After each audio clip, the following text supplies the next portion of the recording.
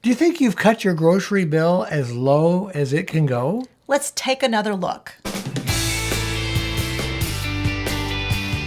We get a lot of questions about how we make our $200 a month grocery budget while feeding a family of 4. If you don't know us, I'm Larry. I'm Hope. And we're from Under the Median, where practical frugality meets real life. Suggestion number 1, know how much you spend per serving. This is as easy as totaling up the amount of all the raw ingredients that you put into each recipe. If that recipe serves 10, you're going to take the total amount for the recipe and divide it by 10. If it serves 8, you're going to divide it by 8, and so on. One of the things that we do is we set a standard limit. We don't want to spend any more than $1 per serving per person. So that means that we use this a lot to figure out recipes that I make that are both low cost and our kids are asking for again and again. Keep low-cost ingredients on hand. One of the things that we like to do is consider ingredients that aren't real costly but go a long way. This would be like rice and beans and pasta. Those items go a very long way in your grocery budget. Potatoes are another idea. Here's an example. Yeah. We just went to Costco on the way home from church today because I was out of potatoes.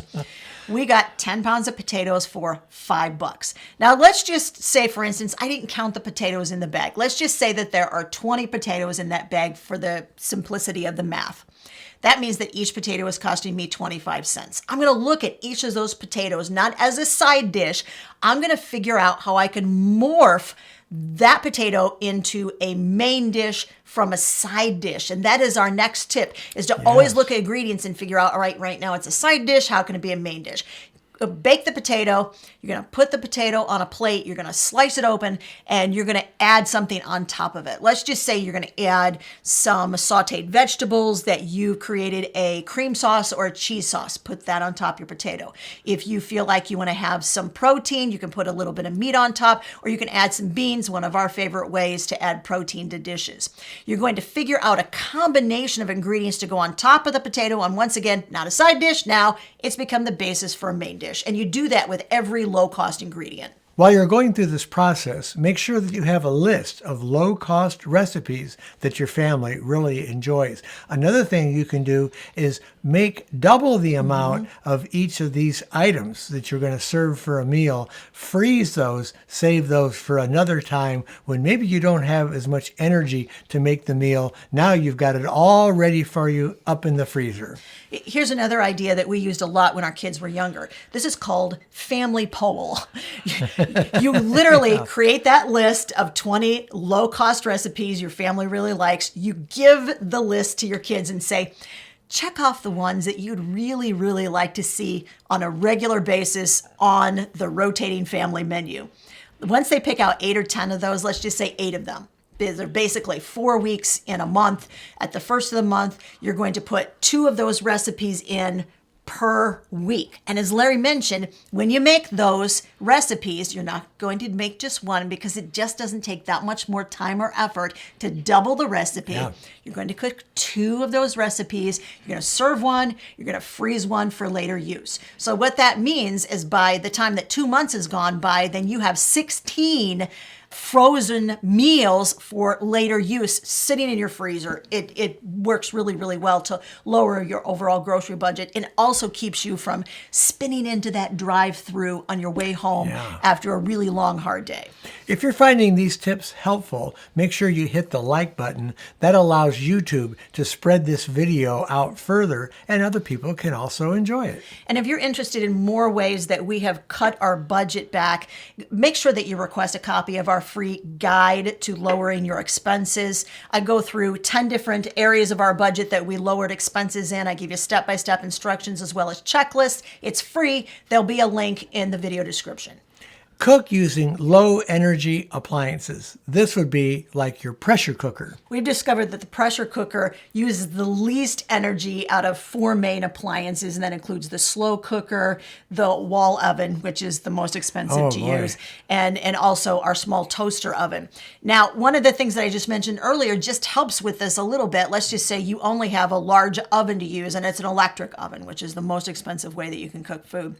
Make sure, once again, that you're doubling those recipes, because then you're using that oven to its fullest. When you turn the oven on, make sure that it's full. Weigh pre-bagged items. These would be items like potatoes that all come in a bag. They all weigh slightly different. So you want to make sure that you're getting the most amount for the money that you're spending. Believe it or not, those pre-bagged produce items can vary in weight from several ounces to a pound over or a pound under. The other thing to think about, though, is how many of those items are inside. Let's just say you got 2 bags of apples. They're about the same weight. You got 10 apples in one, they're larger apples. You got 8 apples in another bag. How are you going to serve those apples?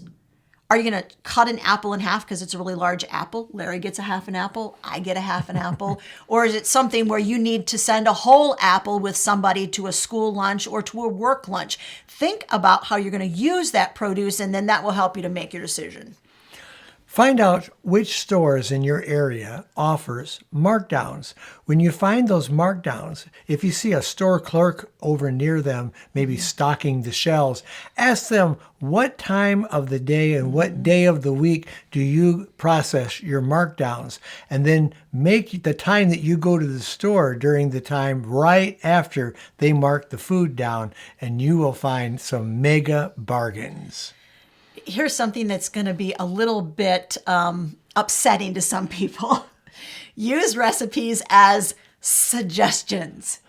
Just because someone wrote a recipe one way doesn't mean that you can't creatively substitute items that will be, sensible. So you're going to maybe substitute cauliflower instead of broccoli in a scalloped recipe of some kind. That makes good sense. You're not going to substitute pickles for some other ingredient that has no, relevance to pickles at all, but make generally accepted substitutions. If you don't know what those substitutions are, look up, Google it, and you're going to find some common sense substitutions you can use in recipes. But don't be afraid to substitute using items you already have on hand rather than going to the store and buying those items at full price.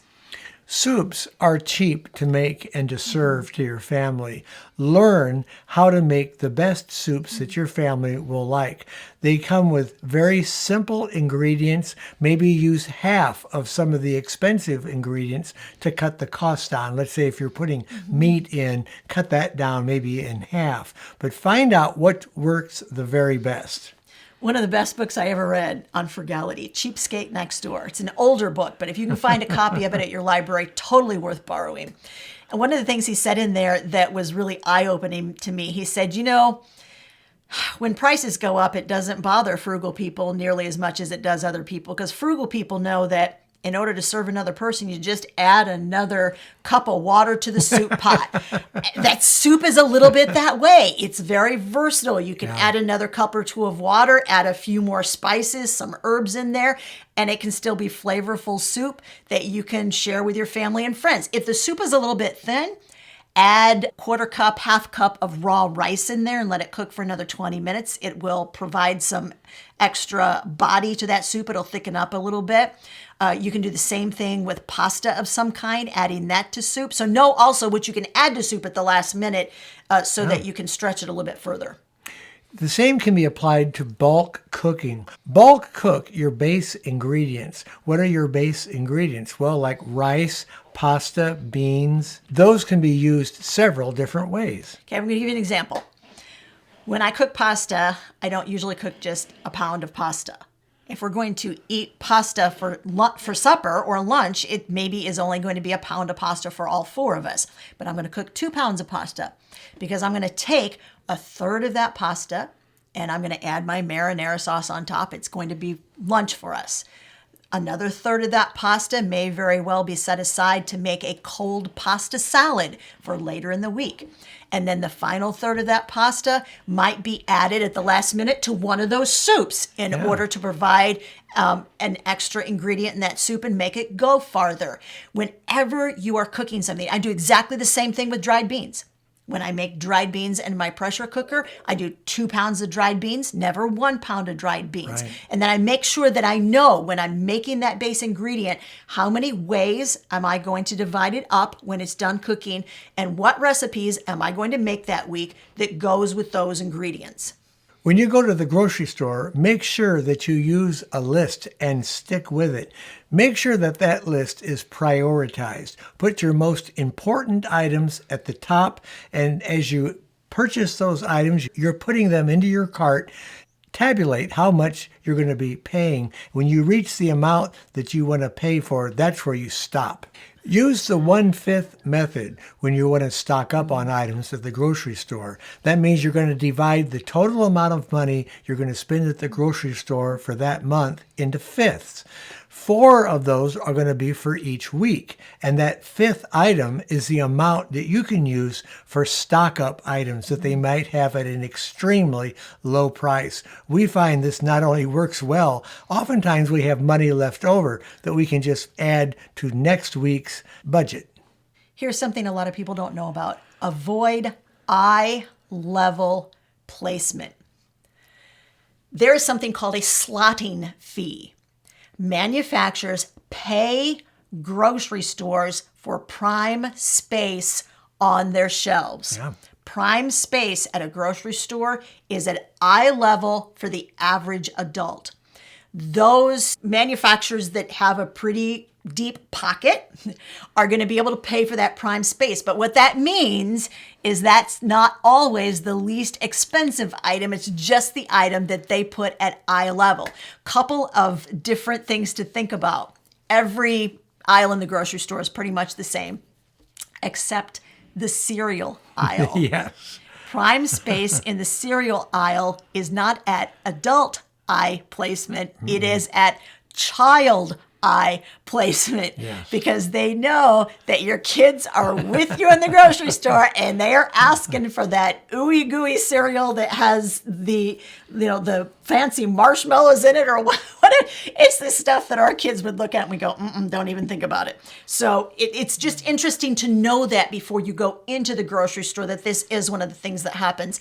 The other caveat to the eye level placement is the most expensive slotting fees in the entire grocery store. You know where it's at? The checkout lane. They sell those slotting fees per inch instead of per foot because you are literally You're stuck. You're stuck. So you look around and you're thinking, oh, look at this gum here or this candy. It's right there and it's very handy. They put a lot of magazines there at the checkout as well. So you definitely want to avoid those. In terms of cereal, I remember watching commercials on cartoons, Saturday morning cartoons when I was a kid, and they had the neatest sugared cereals. And I would go with my parents and ask and beg them to buy me that cereal, but they never ever bought sugared cereals. They wouldn't buy them. So kudos to my parents. They were smarter than that little game that they like to play with the kids. My parents bought the sugared cereal. I'm just going to say it. They did. I have to report that. I'm so sorry. I got the sugared cereal.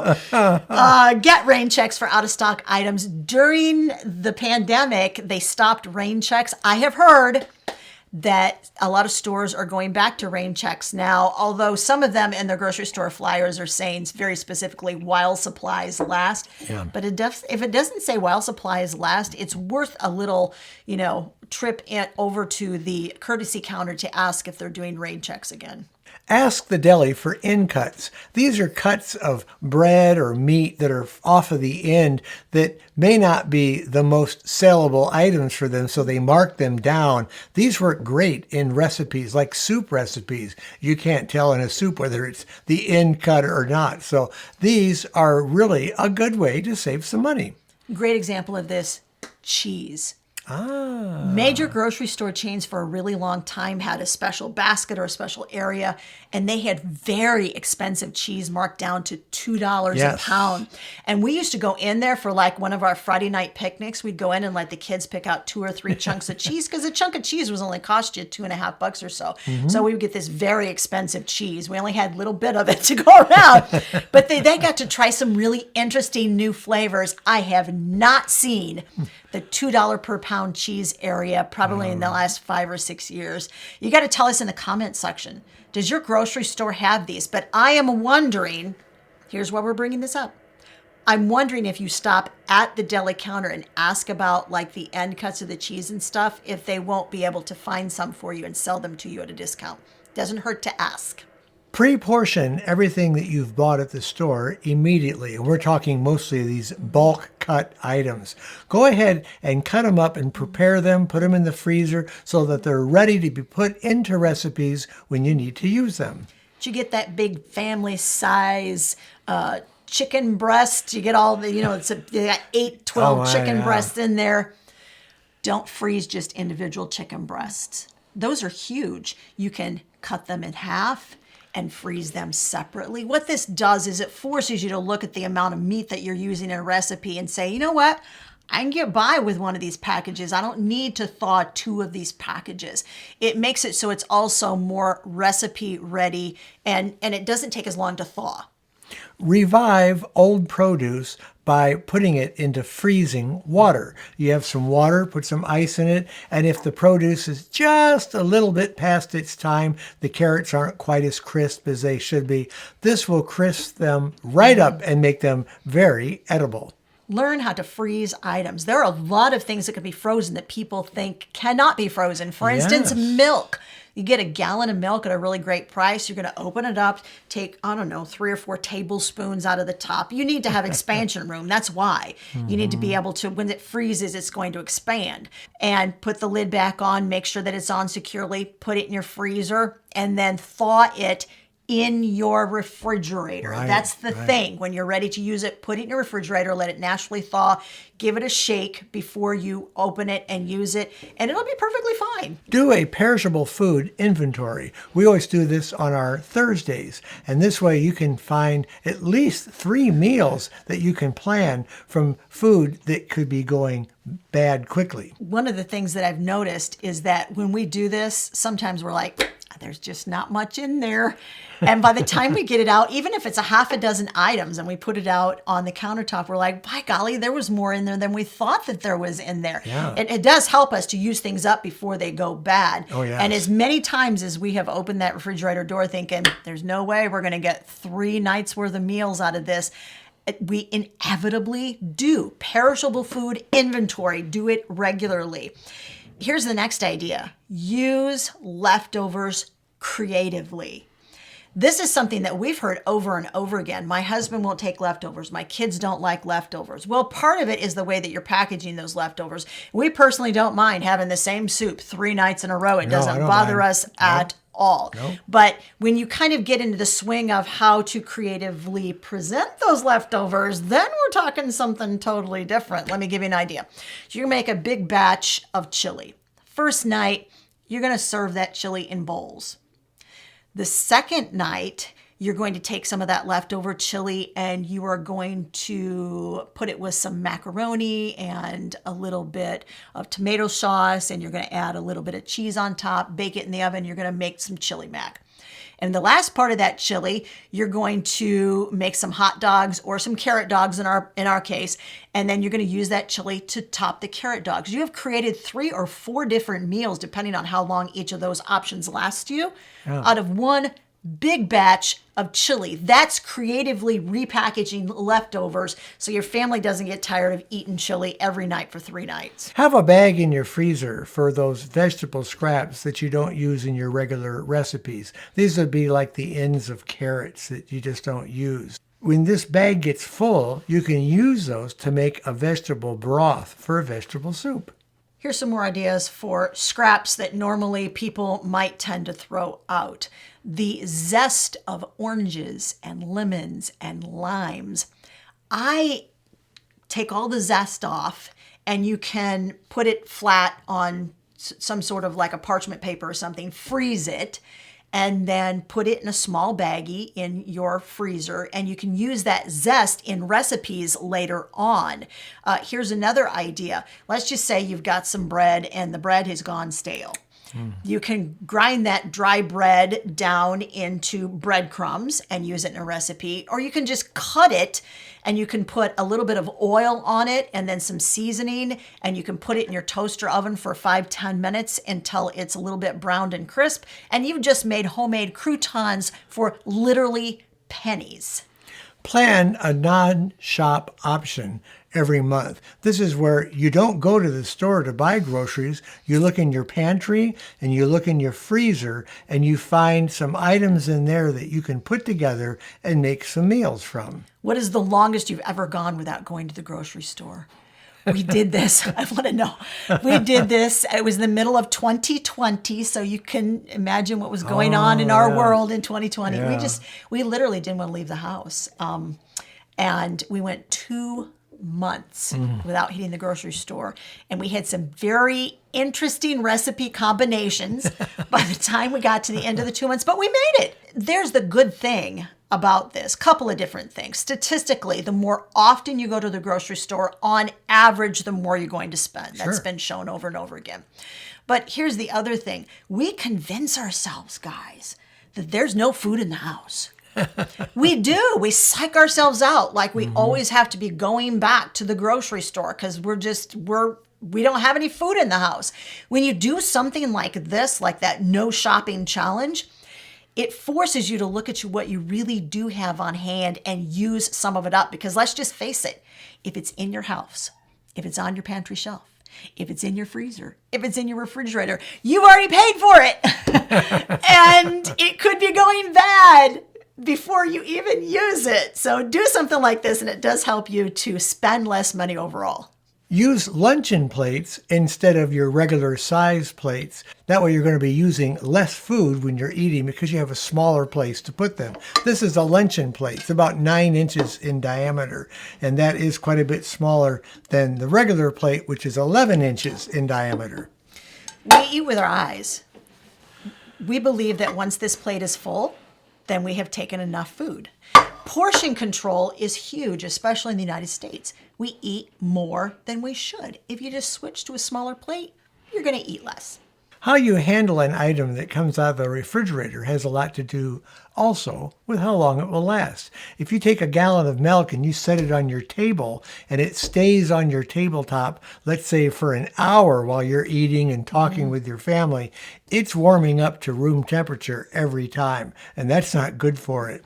I would take that milk out and pour the glasses and then put the milk right back in that refrigerator so you're keeping it at a good refrigerated temperature all the time. You know the other thing that does?